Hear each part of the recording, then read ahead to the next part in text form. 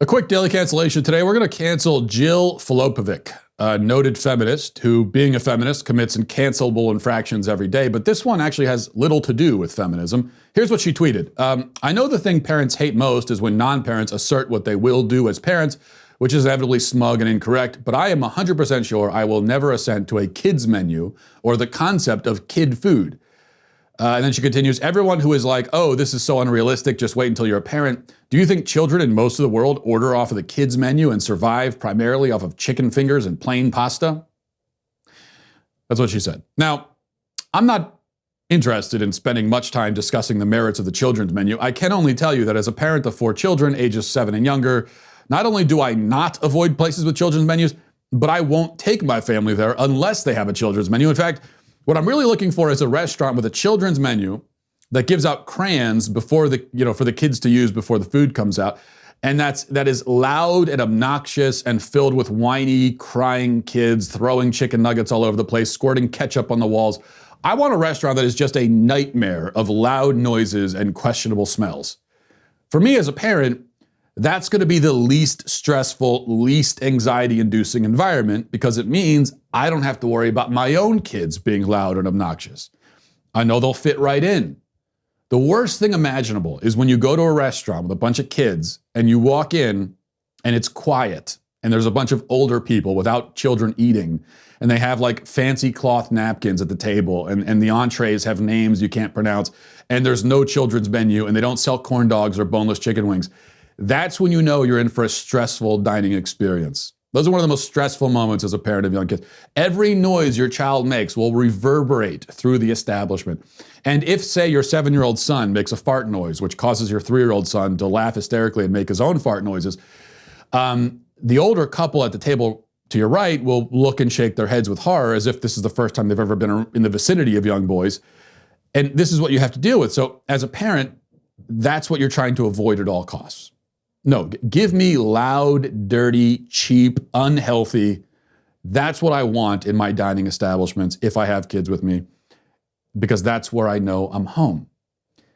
But that's all a side issue, really. The real point is that we have here the classic faux pas that even Jill herself acknowledges. She not acknowledges what she's getting herself into.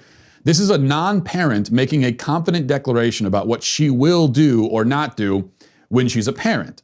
All non-parents do this. All current parents did do this before they were parents, and we all regret having done it. We all look back on our past selves when we said things like, when I'm a parent, my kids will never eat sugary cereal, or when I'm a parent, my kids will never watch TV, or when I'm a parent, my kids will never walk through the grocery store in bare feet because they lost their 3rd pair of shoes this week, and I was so fed up with it that I said, fine, you're just gonna walk around without shoes all day if that's what you want.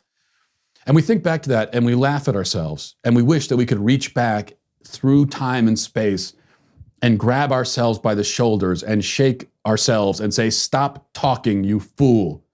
You know not what you say. But we can't. So we are stuck with what we said, doomed forever to carry the yoke of our past ignorance. Let me give you an example from my own life. I can remember as a non-parent when I used to drive in my car, and driving in my car as a non-parent, like everything else, was easy and carefree. I could listen to music. I could maybe listen to an audiobook. I could roll down the windows and enjoy the breeze. It was quiet. It was tranquil. Just me and the open road. And I remember sometimes my tranquility would be interrupted when I would end up behind a minivan in traffic and I would notice that it had a TV and the TV was playing cartoons or a Disney movie or something. And then I would always shake my head and say, what a shame. TV in the car. The car is a time for quiet reflection or fruitful conversation, not TV. Those parents are clearly inferior to the parent that I will be when I am a parent. Yes, when I'm a parent, I shall never let my kids watch TV in the car. It will never happen. And then I had kids. At first, I stuck with my previous pronouncement, mainly because I didn't have a TV in our car at the time, so it was sort of easy.